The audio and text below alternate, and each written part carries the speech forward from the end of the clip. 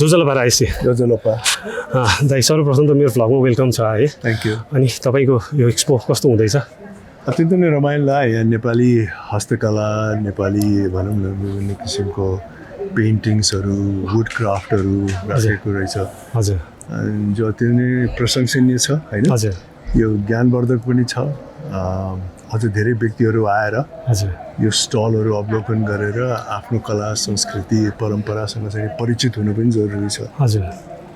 अनि दाइ अब हाम्रो मेन यो उद्देश्य भनेको अब हाम्रो नयाँ पुस्तालाई पनि अट्र्याक्ट गर्ने हो होइन उहाँहरूलाई अब तपाईँको तर्फबाट केही मेसेज पाउन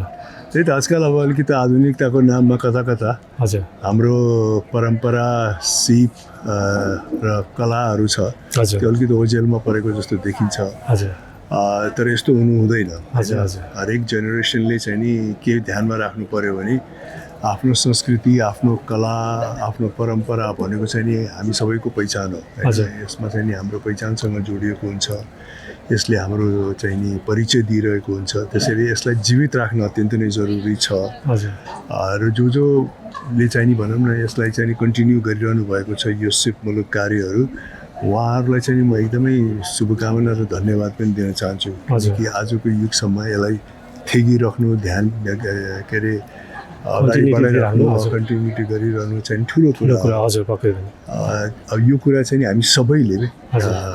यसलाई चाहिँ आत्मसात गर्नुपर्छ जस्तो लाग्छ विशेष गरिकन नयाँ जेनेरेसनले हजुर हजुर नयाँ जेनेरेसनले हाम्रो संस्कृति कलालाई चाहिँ नि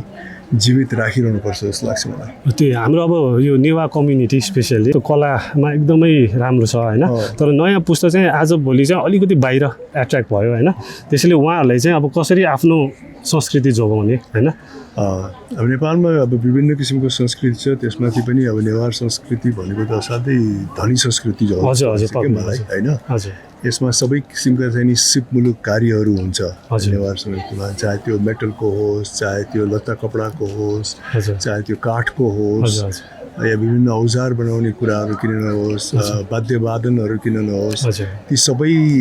चाहिँ नि एक हिसाबले नेवारी कल्चरमा विशेष गरिकन परम्परागत हिसाबबाट ढान्दै आएको चिज हो अब नयाँ पुस्ताहरू अलिकति भड्किने बित्तिकै के हुन्छ भने यसको कन्टिन्युटी चाहिँ ब्रेक हुन्छ होइन किनकि 100औं वर्षसम्म बाबुबाजेहरूले चाहिँ पुस्ता हस्तान्तरण गरेर यो सिपलाई जीवित राखिरहनु भएको थियो अब नयाँ पुस्ताहरूको इन्ट्रेस्ट अन्यथा भइदियो भने त फेरि यो सिपमूलक कार्यहरू चाहिँ नि प्रशिक्षण दिन सिकाउन अन्य अरू व्यक्तिहरूलाई चाहिँ तालिम दिन चाहिँ धेरै टाइम पनि लाग्न सक्छ त्यसले हामीहरूले चाहिँ नि एकदमै ध्यानमा राख्नुपर्छ के विशेष गरी काठमाडौँको मौलिक कलाहरू जुन छ हामीले देख्छौँ चाहे मठ मन्दिर विभिन्न किसिमको मूर्तिहरू हामीले देख्छौँ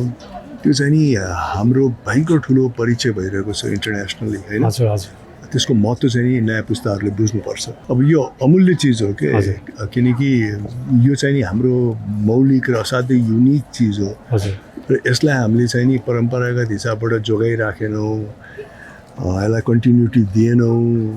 भने चाहिँ नि हाम्रो त्यति धनी संस्कृति कला चाहिँ नि लोप भएर जान्छ लोप हुन साथसाथै अब आजभोलि कस्तो भयो भनेपछि यो हाम्रै संस्कृति विदेशीहरूले सिकेर पछि उनीहरूले हामीलाई सिकाउने भइसक्यो क्या त्यो भएकोले चाहिँ आज तपाईँको छु होइन त्यस्तो नहोस् भनेर एउटा नयाँ पुस्तालाई चाहिँ त्यही त त्यो विडम्बना हो नि है हाम्रो पुस्ताहरू चाहिँ नि आधुनिकताको नाममा चाहिँ नि विभिन्नतिर आकर्षित हुने र जुन हाम्रो बहुमूल्य चिजहरू छ तिनीहरूलाई चाहिँ नि नजरअन्दाज गर्ने जुन वास्तविक रूपमा फेरि तपाईँले भने जस्तो अन्तर्राष्ट्रिय क्षेत्रको मान्छेहरूले फेरि त्यसलाई चाहिँ नि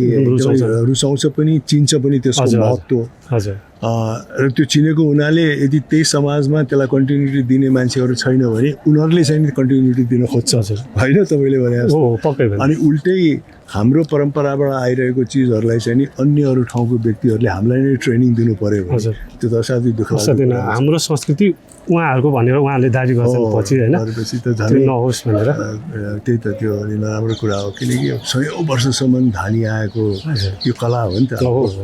र विडम्बना के भयो भने यो 25-30 वर्षमा चाहिँ नि नयाँ पुस्ताहरूले अलिकति यसलाई उज्यालोमा पारेको जस्तो देख्छ अब बाबुबाजेहरूले त 100औं वर्षसम्म यसलाई धानेर आइरहेको थियो हुन्छ पक्कै पनि आज हाम्रो महानायक राजेश हमालजीले नै भन्नुभयो भएपछि त पक्कै पनि हाम्रो नयाँ पुस्ता मोटिभेट हुनुभयो होला है यो शब्दको लागि एकदम थ्याङ्क यू